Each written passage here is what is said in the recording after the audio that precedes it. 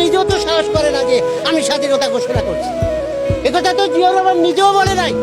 এরা বিএনপিরা কেন বলে? আপনারা কেন এই 50 বছর পূর্বে প্রশ্ন করেন? আমার তো ব্যথা হয়, আমার দুঃখ লাগে। কত জবাব দিব এইভাবে? তুমি বঙ্গবন্ধুর ডাককে মিলনের বংশীবাদকের সাথে তুলনা করছি না।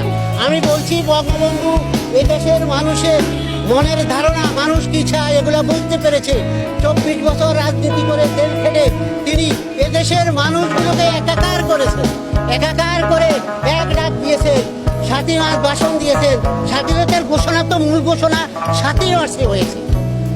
তারপরে 25শে মার্চ দিবাগত রাত্রে 12টার পরে তো 26শে মার্চ প্রথম প্রহরে বঙ্গবন্ধু শেখ মুজিবুর রহমান বন্দী হওয়ার আগে প্রথম প্রহরে বিডিআরের, তখনকার বিডিআর বর্তমান বিজেপি, আপনারা তো জানেন, তাদের সাইকেল মেশিনে সারা বাংলাদেশের আওয়ামী লীগের প্রেসিডেন্টের কাছে স্বাধীনতার ঘোষণা পাঠিয়েছিলেন।